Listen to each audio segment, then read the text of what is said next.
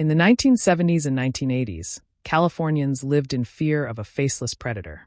He had many names: the East Area Rapist in Sacramento, the original Night Stalker in Southern California. Later, combined into one chilling identity, the Golden State Killer. He was a man who broke into suburban homes, masked and armed, often targeting couples. He would tie the man up, stack plates on his back, and whisper a terrifying promise. "If I hear a single plate move, she dies." Then he would drag the woman into another room. The attacks were brutal, methodical, and filled with psychological torture. Survivors described the sound of him breathing through a ski mask, the cold light of his flashlight blinding them in the dark, and the chilling calm in his voice. Over time, he committed at least 50 rapes, 13 murders, and hundreds of burglaries. But as the years passed, his crimes went unsolved. He melted into ordinary life. The mystery of who he was haunted California for decades. The Golden State Killer didn't just attack. He studied that he stalked neighborhoods, peered through windows, and memorized routines. Victims reported crank phone calls before and after the assault's heavy breathing, sinister whispers, or eerie silence. It was as if he enjoyed reminding them, "I'm still out there." The escalation was horrifying. In Sacramento, he attacked young women, often alone.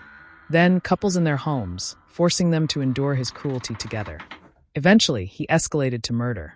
Victims like Brian and Katie Majori were shot dead while trying to flee. Later, others were bludgeoned or strangled. Police had no shortage of evidence: shoe prints, blood samples, and even DNA from assaults. But in the 1970s and 80s, forensic science wasn't advanced enough. They had his genetic fingerprint, but no way to match it to a person. For decades, the trail grew cold. The case files gathered dust, and the Golden State Killer remained a phantom. Why couldn't they catch him?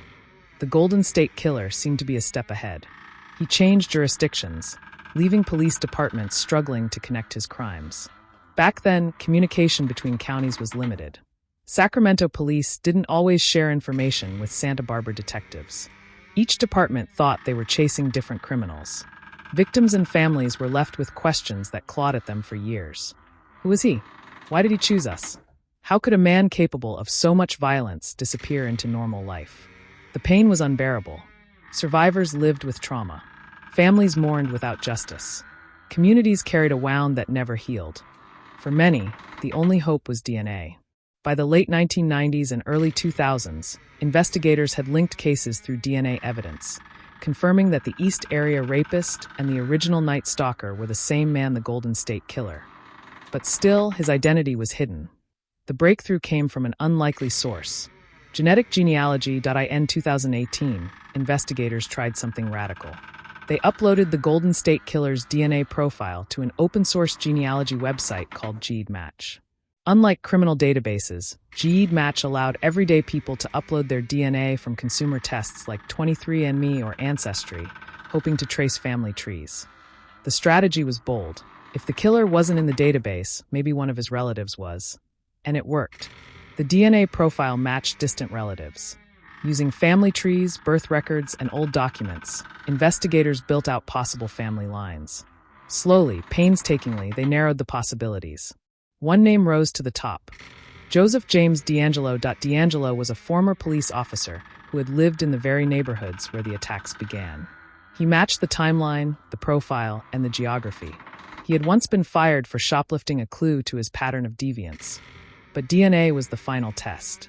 Investigators secretly collected DNA from items DeAngelo discarded like a tissue from his garbage. They compared it to the Golden State Killer's profile.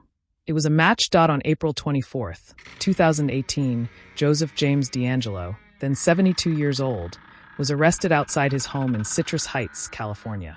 The man who had once been a faceless nightmare was now an aging grandfather. He had lived an ordinary suburban life: a former cop, a mechanic, a husband, a father. All the while, he carried one of the darkest secrets in American history. The arrest shocked the world. After 40 years, the Golden State Killer had a name and a face. Survivors wept.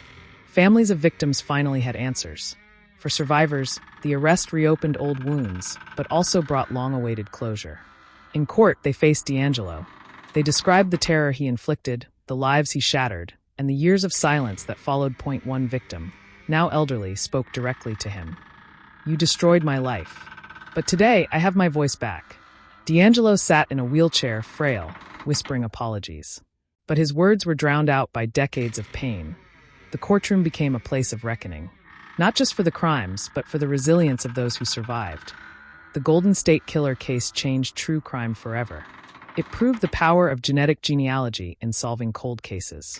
Since then, dozens of cases once thought unsolvable have been cracked using the same method. It raised ethical debates about privacy. Should police be allowed to use consumer DNA databases? For many families, the answer was clear. Justice was worth it. It showed that even after 40 years, technology and persistence could bring a killer to justice. Joseph James DeAngelo is now serving life in prison without parole. His days of terror are over. But the legacy of the Golden State Killer lingers.